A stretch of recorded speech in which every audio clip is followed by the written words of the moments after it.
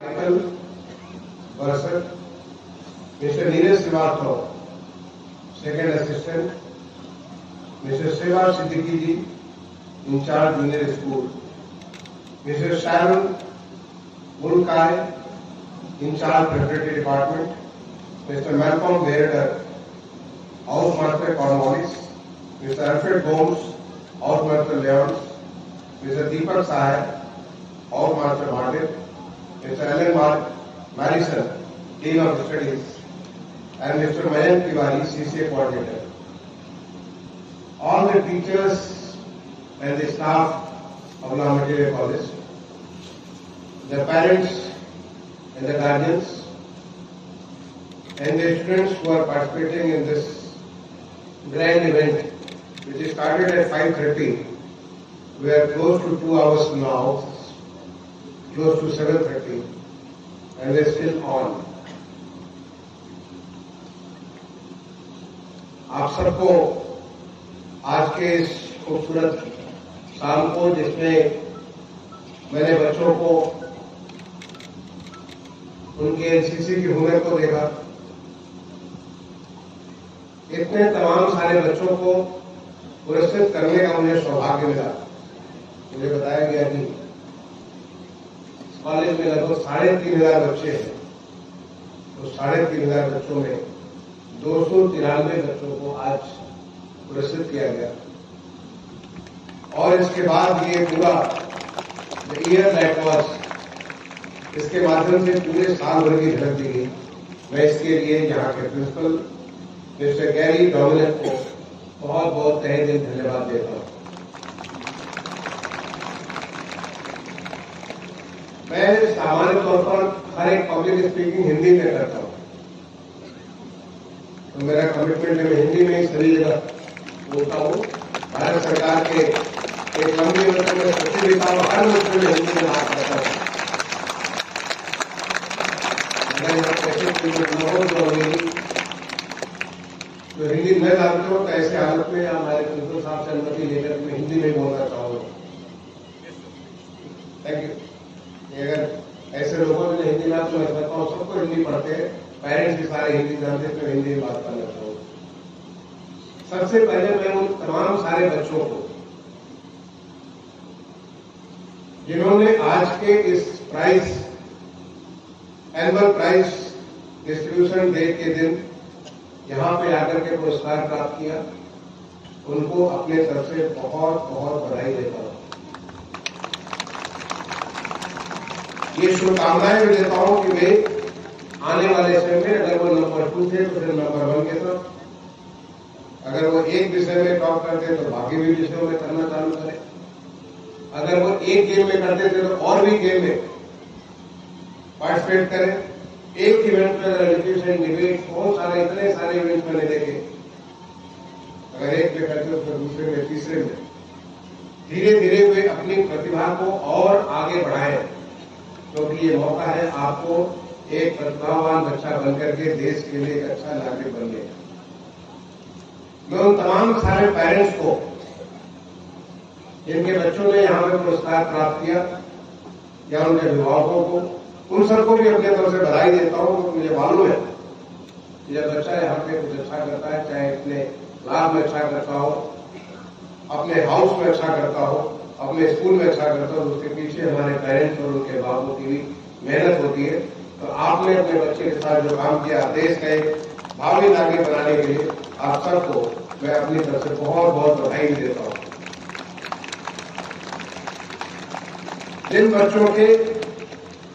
जिन बच्चों को पुरस्कार नहीं मिला,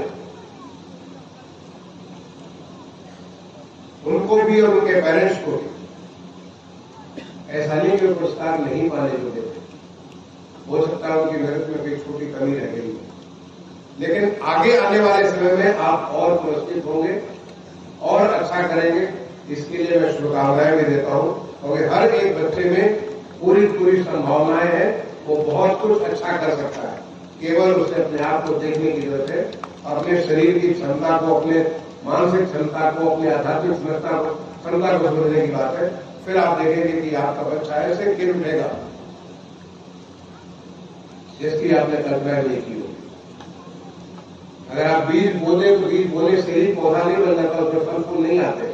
बीज के साथ उसको गुड़ाई, निराई, सिंचाई, उसका केयर भी करते हैं। तो केयर करते हैं तो उसके बाद अपने आप अच्छा एक बार रुक गया तो फिर उसमें फूल भी आएगा, फल भी आएगा, फिर वो लोगों को बहुत कुछ देगा भी। आप ऐसे देश के नागरिक को तैयार कर रहे हैं, तो मैं आप सबको शुभकामनाएं देता हूं कि इस बार नहीं तो कोई बात नहीं, अगले बार।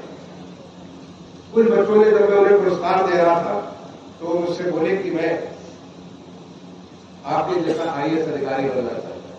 मुझे बहुत अच्छा लगा। आप हमारे जैसा IAS अधिकारी बनना चाहते हैं, मैं आपको शुभकामनाएं देता हूं। आप अवश्य भारतीय प्रशासनिक सेवा या भारतीय पुलिस सेवा या भारतीय देश सेवा, तमाम सारे देश की जो सर्वोच्च सेवाएं, उन सेवाओं में भागीदार हो। लेकिन केवल ये सेवाएं क्यों, आज देश आपको जरूरत है बहुत सारे हर क्षेत्र में अच्छे करने वाले की। और आप जिस क्षेत्र में जाए, जहां भी जाए, अपने देश का नाम रोशन करें, अपने माँ बाप का, अपने शहर का, अपने आप का नाम रोशन करें, इतना अच्छा बने कि हर कोई आपके ऊपर गर्व कर सके। मैं इसके लिए आप सब बच्चों को बहुत बहुत शुभकामनाएं देता हूं। हर बच्चे को संभावना है मैं आपसे अपनी कहानी, एक छोटी सी कहानी मैं आपसे शेयर करूंगा और वहां से मैं आगे आपको बढ़ूंगा। मैं बहुत उत्तर प्रदेश का एक जिला मऊ है पूरब का, वहां का एक छोटा सा गांव, जिसकी आबादी कुछ 400-600 की आबादी उस गांव में पैदा हुआ। और शुरुआत के 6 तक मैं वही गांव में पढ़ा। प्राइमरी स्कूल जहां पे केवल एक कमरा होता था और आधा उसका कमरा होता था, तो बाकी हम लोग की सारी कक्षाएं पेड़ों के नीचे थी। अगर पानी बरस गया, लू चल गई कस के, तो फिर हमको छुट्टी हो जाती। उसके बाद वहीं पास में इंटर कॉलेज था जहां मैंने कक्षा 6 की पढ़ाई की। मैं इसी सोच रहा था कि मैं 1970-71 में कक्षा 6 में पढ़ा था अपने गांव के इंटर कॉलेज में। लेकिन भगवान ने कुछ और ही बनाया, कुछ और ही सोच रखा था मेरे बारे में। मेरे पिताजी को किसी ऐसे ही आपके जैसे अच्छे होनहार बच्चे से मुलाकात थी। वो एक साधारण थी सेवा में थे, वीकेंड में आते थे गांव में, हमारे वीकेंड में आते थे, या सैटरडे को या फ्राइडे को, डिपेंडिंग ऑन सेकेंड सैटरडे है या कैसी छुट्टी आते थे। उनके बगल में बस में कोई अच्छा बच्चा, सुकुमार सा बच्चा बैठा था, देखने में बहुत स्मार्ट लगा। उससे मैंने पूछा कि बच्चे कहाँ पढ़ते, बताया कि नैनीताल। कैसे नैनीताल पढ़ते, तो उसकी सब तारीख बोले नहीं पता चला कि वो बच्चा भारत सरकार उसको पढ़ा रही है। मेरे पिताजी में चूंकि सबसे बड़ा था और मुझे बहुत सारी किताबें लाते थे। उसमें जमाना था रूस के लोग, तमाम सारी किताबें देश के भूल के ऊपर, इतिहास के ऊपर, बड़ी बड़ी कहानियां, बहुत सारी किताबें ब्लॉग के माध्यम से दिया करते, बांटा करते थे। तो मेरे पिताजी उसमें कुछ किताबें जो ब्लॉग में काम करते थे हमारे घर भी लाते थे। और मैं 10-11 साल की 10 साल की उम्र में गाँव में एक लाइब्रेरी भी चालू कर दिया। तो मैं बहुत पढ़ता था, चाहे वो गणित हो, साहित्य हो, इतिहास हो, सब कुछ पढ़ा करता था। मेरे पिताजी जब गाँव आए तो उन्होंने हर बार मुझसे अन्य प्रश्न पूछे। तो उस बार पूछा कि क्या तुम अगर मैं बाहर पढ़ने को भेजूं तो तुम जाओ? उसके पहले मैं केवल एक बार गाँव से बनारस गया, क्योंकि मेरे चाचा रहते थे, तो छोटा पूछना होते में था, इसलिए एक बार बनारस गया। उन्होंने कहा बिल्कुल जाएंगे। तो बोले तुम्हें कॉम्पिटिशन देना पड़ेगा। मैंने कहा दे दूंगा, क्योंकि एक छोटा सा बच्चा, गाँव का बच्चा क्या जानता है, लेकिन पढ़ता लिखता जो बहुत कुछ था, बहुत मेहनत करता था। आपको जैसे पुरस्कार मिलता है, गाँव के स्कूल में पुरस्कार मिलता है।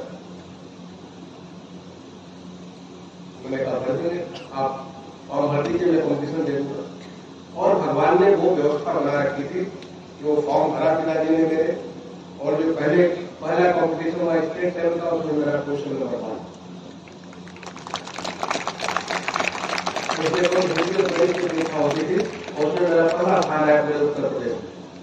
और उसके बाद दूसरी परीक्षा ऑल इंडिया होती थी, जिसके आधार पर 100 बच्चे सिलेक्ट होते थे। उसमें 5 विषय का परीक्षा होता था, इंक्लूडिंग एक इंटरव्यू।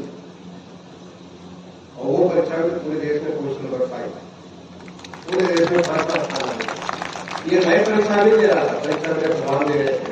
उन्होंने इतना कॉन्फिडेंस दे रखा था कि बगैर किसी प्रिपरेशन के मैंने इम्तिहान दिया और मेरा सिलेक्शन हुआ। और मैं सीधे गाँव से उठा, थोड़े समय के लिए मेरे पिताजी 6-8 महीने के लिए बलिया में काम करते थे। बलिया में मुझे अपने साथ एक स्कूल में भर्ती करा दिया, TNT कॉलेज में। लेकिन वो 6-8 महीने करके फरवरी 1973 में रांची पहुंच गया। सीधा गांव से निकला रांची, विकास विद्यालय रांची पहुंच गया और वहां जाकर के बिल्कुल आपका जैसे इतना बड़ा स्कूल है, ऐसे पब्लिक स्कूल में इतनी खूबसूरत बिल्डिंग, करीब 150 एकड़ में बना हुआ हमारा स्कूल, जहाँ पे इतनी सारी सुविधाएं और इतने सारे पर्सनैलिटी डेवलपमेंट के जो उपाय थे, हॉस्टल थे, ऐसे जगह में पहुंचा, सीधा गांव से निकला और ऐसे स्थान पर पहुंच गया। मुझे आता तो सब कुछ था, अपने आप में कॉन्फिडेंस था, लेकिन क्या नहीं आता था, अंग्रेजी नहीं आती थी, कम आती, क्योंकि मैं अच्छा 6 से ABCD पढ़ना चालू किया था, तो ई वो सी वो से ज्यादा नहीं जानता था। मैं आर्ट और म्यूजिक के बारे में मेरा ज्ञान होता था, क्योंकि गाँव में लोग आए म्यूजिक आर्ट में हम लोग केवल एक साड़ी का किनारा बना देते थे या आम बना देते थे या ऐसे कुछ सुराही बना देते, ऐसी कुछ चीजें आर्ट बनाई जाती, और वहां तो बच्चे बहुत कुछ आर्ट करते थे।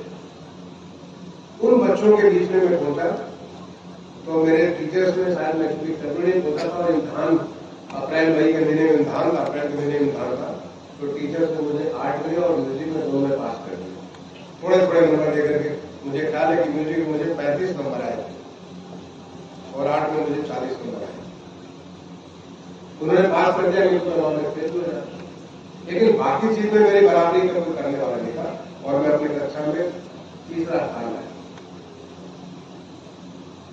लेकिन ये स्कॉलरशिप इतनी बढ़िया थी, भारत सरकार की इतनी बढ़िया योजना थी, उसमें अगर एक पेरेंट्स की इनकम एक छोटे कम इनकम हो, एक 30 लेवल उस जमाने में 500 रुपये हुआ करता था, उससे कम इनकम हो तो उसका सारा खर्च, हॉस्टल का खर्च, एकेडमिक खर्च, उसको कहीं घूमने जाना उसका भी खर्च, आपकी जो है आपकी जो रुचि के हिसाब से जो हॉबी करते उसका भी खर्च, सारे के सारे खर्च, कपड़े वगैरह सब कुछ सारा के सारा, यहाँ तक कि मेरे पिताजी मुझे छोड़ने आते थे, उसका भी खर्च भारत सरकार दिया करती है, उनका TAD होता।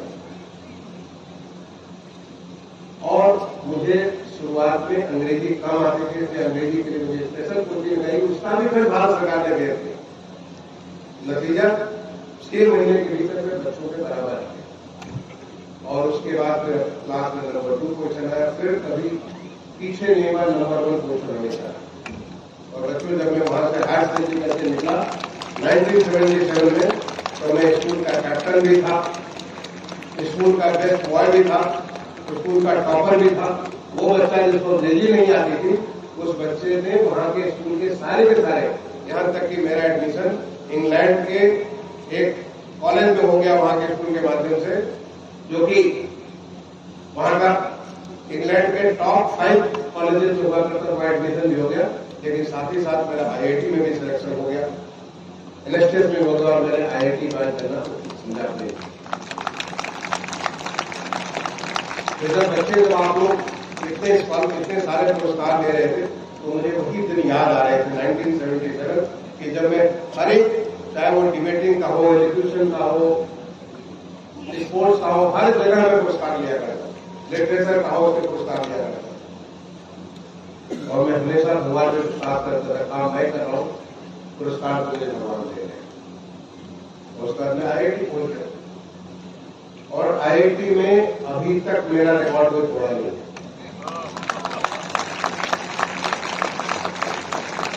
IIT कानपुर में जब मैं हमारा जैसे कॉन्वोकेशन, हमारे आप प्रोफेसर साहब जैसे ऐसे अब ये ड्रेस में हम लोग का कॉन्वोकेशन था, मेरे माता पिता, मेरे पिताजी बहुत तक पढ़े थे, अच्छा 7 तक पढ़े और एक साधारण सी नौकरी में।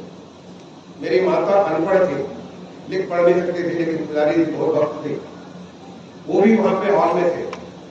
और जब मैं 5वीं बार मंच पर पहुंचा पुरस्कार लेने के लिए, जो कि बेस्ट ऑलराउंडर का अवार्ड लेने जब मैं पहुंचा, तो सारा का सारा हॉल खड़ा होकर तालियां बजा रहा था।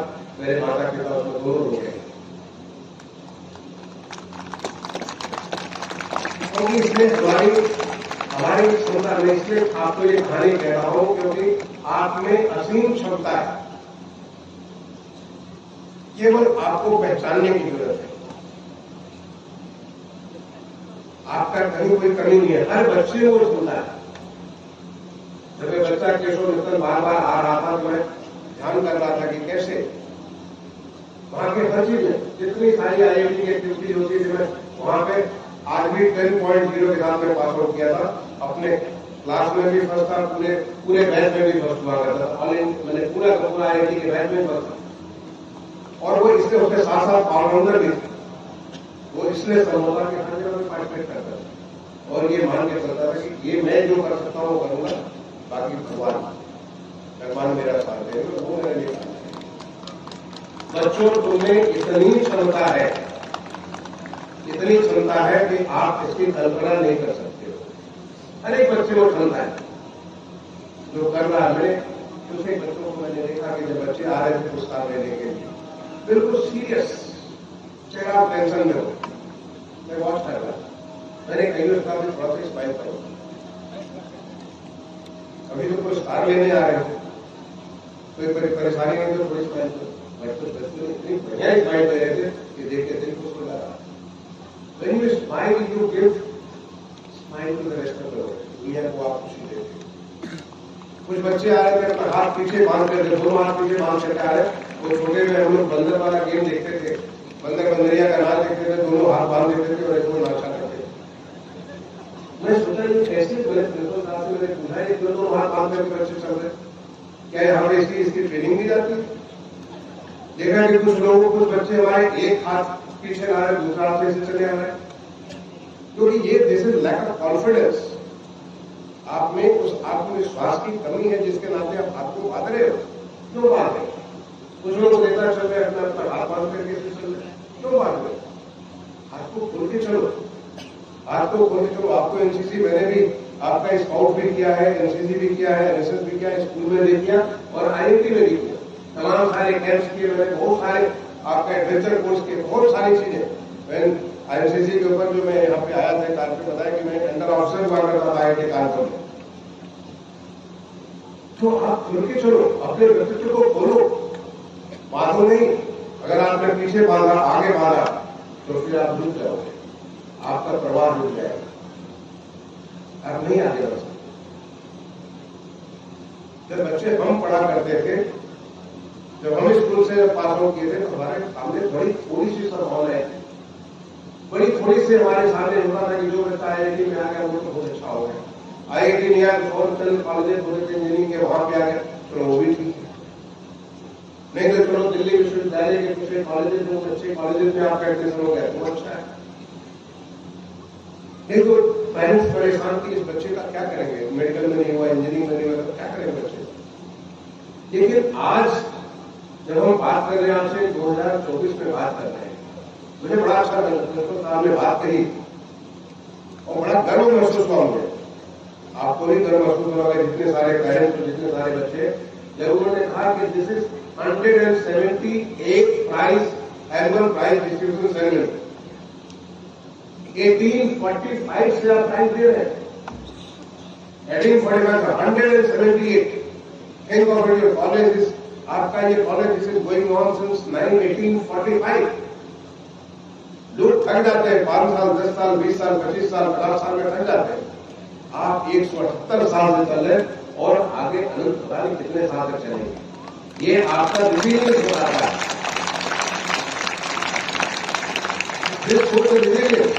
क्योंकि कोई ऐसी यात्रा नहीं होती जो कि समतल धरती पे चलती है।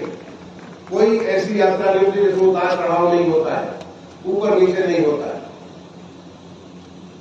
हर एक यात्रा में आपको कठिनाई भी आती है और कुछ ऐसी खुशी भी होती है, लेकिन जो किसी भी कठिनाइयों में भी अपने आप को स्थिर रख सके, अपने आप को मजबूत कर सके, वो अस्थायी चलता जाता है, वो प्रवाहित होता रहता है। अदरवाइज लोग एक सर्टेन स्टेज पे जाकर डूब जाते हैं। तो मुझे बहुत अच्छा लगा 178 प्राइज डिस्ट्रीब्यूशन में मुझे सौभाग्य मिला आपको ये प्राइज डिस्ट्रीब्यूशन करने का। मुझे सौभाग्य मिला, आप सबके बीच उपस्थित हो रहे थे, आप सबके उन तमाम सारी जो प्रतिभाएं, उन प्रतिभाओं को देखने का, उसे नजदीक से महसूस करने का। जब मैं आपके एनसीसी के कैडेट जब यहाँ पे खड़े थे और मैं घूम रहा था, एक एक बच्चे के चेहरे को देख रहा था, हर बच्चे में देखने की कोशिश कर रहा था कि कितना कॉन्फिडेंस है, वो कैसे अपने आप को दुनिया के सामने कैसे पेश करता है। बहुतों में सुधार की जरूरत है, जो मैंने सोचा आपको उदाहरण दिए। मैं कहूंगा कि एनसीसी, क्योंकि मैंने भी एनसीसी की स्कूल में, एयरपोर्ट दिन में हुआ करता था, IIT में ये नहीं हुआ करता, उसमें बड़ी सुधार हुई है। मैं बताऊं तो इन बच्चों में, ये बच्चे हमारे देश के भविष्य हैं। इन बच्चों में बहुत कुछ छुपा हुआ है, पता नहीं क्या बनेंगे ये बच्चे, कैसे इस देश को, हमारा देश इस तेजी के साथ बदल रहा है। आज हम विकसित भारत की संकल्पना लेकर के आगे बढ़ रहे हैं। आज हम दुनिया के क्षितिज पे जब हम बहुत तेजी से बढ़ रहे, दुनिया देख रही है कि दुनिया की सबसे तेज बढ़ती हुई अर्थव्यवस्था भारतवर्ष है। पूरे देश में सबसे तेज बढ़ती हुई अर्थव्यवस्था हमारा उत्तर प्रदेश है। आज देख रहे हैं कि हर क्षेत्र में, आप सोचिए चंद्रयान हमारा चंद्रमा पे गया तो ऐसा नहीं कि जो जहां पे पहले उतरे थे वहीं उतर रहा हो, वो चंद्रमा के दक्षिण ध्रुव पे उतरा, जहां पे पहले कोई नहीं उतरा। और उसने चंद्रमा की चंद्रमा से वो तमाम सारी तस्वीरें भेजी, क्योंकि विज्ञान के लिए बहुत आवश्यक है चंद्रमा को खोजने के लिए। आज हम मंगल ग्रह पे जा रहे हैं, आज हम सूर्य की इसके बारे में अध्ययन कर रहे हैं, आज हमें तैयारी कर रहे हैं कि हमारे अंतरिक्ष में 2 लोग जाएंगे। ये हमारा बदला हुआ देश है। आज हम जो तमाम सारा चाहे हर क्षेत्र में, विज्ञान के क्षेत्र में, तकनीकी के क्षेत्र में, इंफ्रास्ट्रक्चर के क्षेत्र में, सभी जगह आत्मनिर्भर होकर के निकल रहे हैं। आज हम केवल अपने लिए नहीं बल्कि दुनिया के लिए काम कर रहे हैं। पहले तो मेक इन इंडिया होता था, मेक फॉर इंडिया होता था, और मेक फॉर द ग्लोब, दुनिया के लिए बहुत सारी चीजें बना रहे हैं। और मैं आपको ऐसे नहीं बोल रहा, मैं अपने खुद के लोगों से, भारत सरकार में मैं हाउसिंग एंड अर्बन अफेयर्स का सेक्रेटरी था लगभग 5 साल, 4 साल, 7 महीने। हम शुरू में जो हमारी मेट्रो आप करते होंगे, लखनऊ की मेट्रो जो आप करते होंगे, आपको कितना करो महसूस होता होगा। सोचो मेट्रो 10 साल पहले केवल 5 शहर में हुआ करती थी, आज मेट्रो 28 शहर में चलती है। हो सकती है कितना तेजी से बढ़ोतरी हुआ।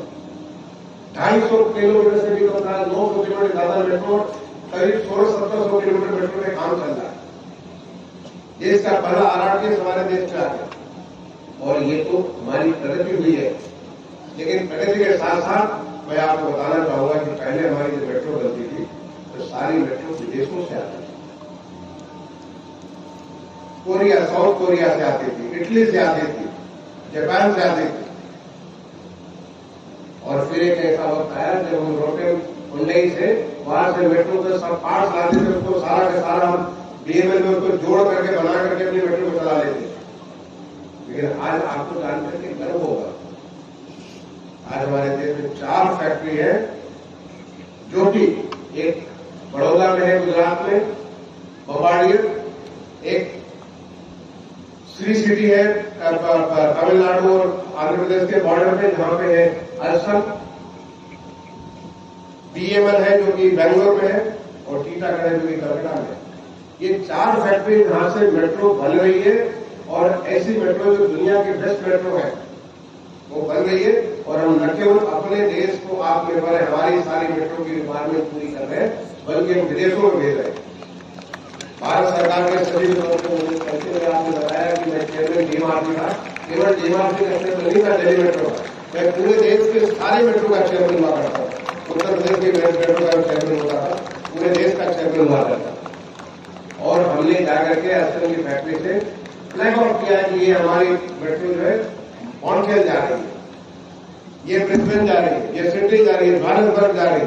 तो हम अपने लिए नहीं बल्कि दुनिया के लिए बना रहे हैं। और ये मैं केवल एक एग्जाम्पल दिया, आज इतनी सारी चीजें, मैं आपको सैकड़ों एग्जाम्पल दे सकता हूं जो अपने खुद के अनुभव से, वो सारी चीजें जो विदेशों से लाते थे आज हम देश में पैदा कर रहे हैं, और केवल देश के लिए नहीं बल्कि बाकी देश में। दूर क्या देखते हैं, अभी तो हाल में जो कोविड-19 का इतना बड़ा वैश्विक महामारी आई थी, जब पूरी दुनिया की सारी अर्थव्यवस्था को तबाह कर दी। आप सोच करके देखिएगा, 2 साल पहले ज्यादा भी नहीं हुआ, 2020, 2021, 2-3 साल हुआ, अपने को 2-3 साल पहले ले जाकर देखिए किस प्रकार की एक दहशत थी, कैसा भय का वातावरण प्राप्त था। और हमारे देश में नहीं, पूरी दुनिया में ऐसी अर्थव्यवस्थाएं, ऐसी स्वास्थ्य व्यवस्थाएं जो कि स्वास्थ्य तंत्र उनका बेस्ट स्वास्थ्य तंत्र रहते थे, और वो भी जो है हर्रा गए इस के प्रकोप से। और ऐसे में हमारा देश विक्टोरियस होकर के निकला, हमारा देश आत्मनिर्भर होकर के निकला, हमारा देश विकसित भारत का संकल्प लेकर के निकला। हमारे देश में कितनी सारी डिजिटल पेनिट्रेशन हो गया। आज हम यहां से बैठे बैठे पूरे हिंदुस्तान में, पूरी दुनिया से कांटेक्ट करते थे। भारत सरकार के सचिव के तौर पर सबसे साथ ऐसे जैसे के मामले सामने बैठ करके बात कर रहे हैं। ये हमारा बदलता हुआ देश है। कितनी सारी अपॉर्चुनिटी देश में बन रही है और हर क्षेत्र में। अभी जब खेल का हुआ था, एशियन गेम्स हुआ था थोड़े दिन पहले बीजिंग में, अब सोचिए 100 से ज्यादा मेडल आपको एशियन गेम्स में प्राप्त हो रहे। पैरा एशियंस में आपको जो है 100 से ज्यादा मेडल मिल जाए। वो सोचिए जमाना कि हम लोग 1-2 मेडल के लिए तरसते थे। ओलंपिक होता था, सोचते थे कि चलो 1-2 मेडल आ जाए, वो भी ब्रॉन्ज मेडल आ जाए, काउंट करते थे। लेकिन आज ये नया भारत है, एक ऐसा भारत जो एक्सप्रेशनल भारत है, ऐसा भारत जो कि अपने आप को एक विकसित देशों की श्रेणी में अपने आप को खड़ा करना चाहता आने वाले 23 साल में।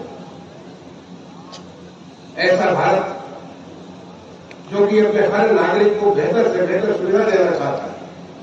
ऐसा भारत जो कि अपनी अर्थव्यवस्था को दुनिया के, आप सोचिए दुनिया में 11वीं अर्थव्यवस्था हुआ करते थे, आज 5वीं अर्थव्यवस्था है। और ज्यादा दिन दूर नहीं है जब हम दुनिया की 3री अर्थव्यवस्था बन जाएंगे। ये हमारा भारत आज जो भारत जिस तेजी से बढ़ रहा है, किस तेजी से आगे बढ़ रहा है, तो कौन करेगा? आप सारे बच्चे करो। आने वाले समय में आपको वो जिम्मेदारियां लेनी है जिन जिम्मेदारियों की वजह से, जिन जिम्मेदारियों से आप इस देश के सपने को पूरा करो। क्योंकि आज देश समझ चुका है, देश जानता है कि हमारे देश में क्या ताकत है, अपनी ताकत को महसूस कर चुका है। और आपको उस ताकत को सरोकार करना, उसको सामने लेकर के आना, हर क्षेत्र में लेकर आना, ताकि ओलंपिक हो तो हम ऊपर से अब जहां काम लोग पूरा करते थे कि क्या भारत का नाम कहीं आएगा, अब तो कम से कम 5, 6, 7 के लिस्ट में आ जाता है। वो ज्यादा दिन दूर नहीं जब हमारा नाम पहले टॉप 3 में है। ऐसा संभव है क्योंकि ये भारत के लोगों ने करके दिखाया। आज इस प्रकार से खेल की संभावनाएं बढ़ी है, कितनी सारी खेल की सुविधाएं बढ़ी है, जैसे खिलाड़ियों को मौका मिल रहा है, ये बढ़ रहा है। उसमें हमें अपने आप को वैसे ताकत करना है। वो कैसे करोगे? बच्चों, आप ये सब कुछ कर सकते हो अगर तुम्हें आत्मविश्वास है, अगर तुम अपने आप को पहचानो, अपनी ऊर्जा को संचित करो, योग करो, खेल करो, व्यायाम करो, फोकस करो। अब आप देखोगे कि आप में कितनी ताकत आ जाएगी। एक कहा जाता है, अंग्रेजी का एक वाक्य है, man who wins is the man who thinks he can. जीता वही है जो सोचता हम जीतेंगे।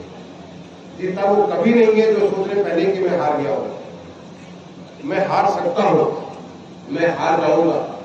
जिसके अंदर ये सोच आ गई वो पक्का हार जाएगा। जीता वही है जो सोचता है कि हम जीतेंगे।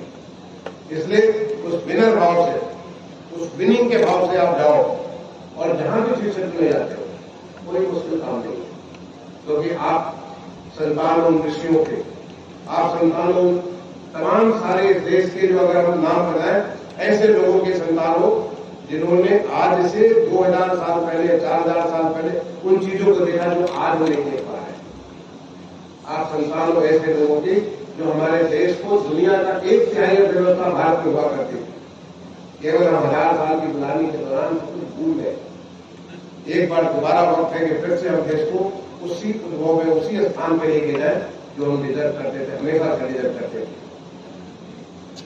और उसी का एक नमूना देखिए, 178 साल से आपका कॉलेज चल रहा है, ऊपर नीचे हुआ होगा, ऐसा नहीं मैं कह सकता कि सीधी लाइन में चल रहा है। लेकिन इसको आप कभी भी, किसी भी समय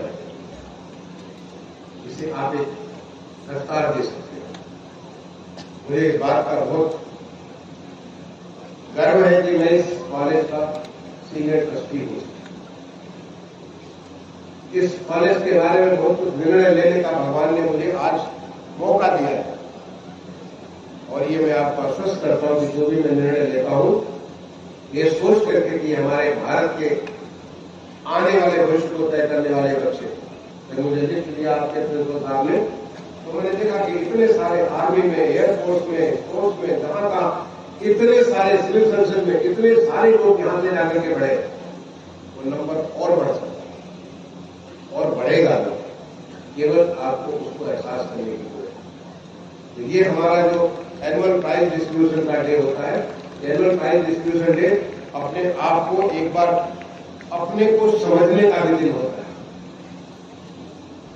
अपने आप को परीक्षण करने का भी दिन होता है। और जब आप उसको परीक्षण करेंगे तो निश्चित तौर पे भगवान आपके साथ होगा।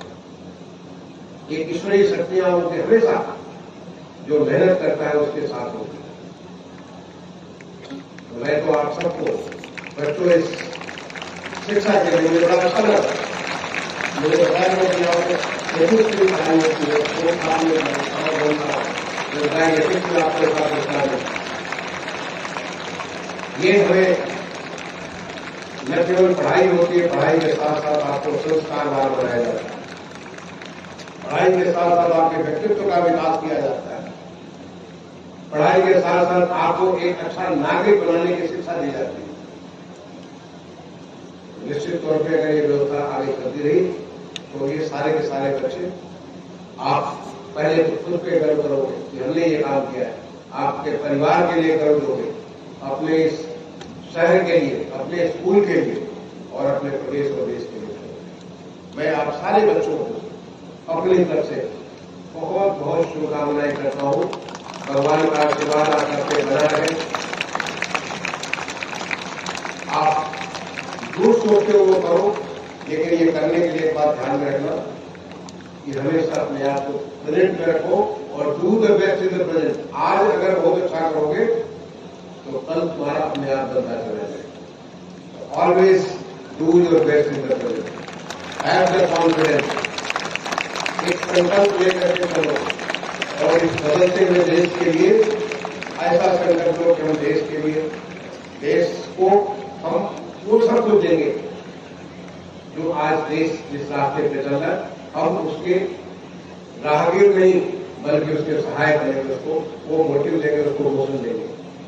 मैं इन्हीं शुभकामनाओं के साथ एक बार दोबारा आपके प्रिंसिपल साहब ने आकर के मुझे आप सबके बीच उपस्थित होने का मौका दिया, इसके लिए उन्हें धन्यवाद देते हुए यहाँ के रामायण कॉलेज के पूरे जो स्टाफ, टीचर्स एंड जो अदर स्टाफ है, सबको उनके तरफ से धन्यवाद देते हुए, सारे बच्चों को आशीर्वाद हो, उनको अपने तरफ से शुभकामनाएं देते हुए अपनी वाणी को विराम दूंगा। धन्यवाद। जय हिंद, जय भारत।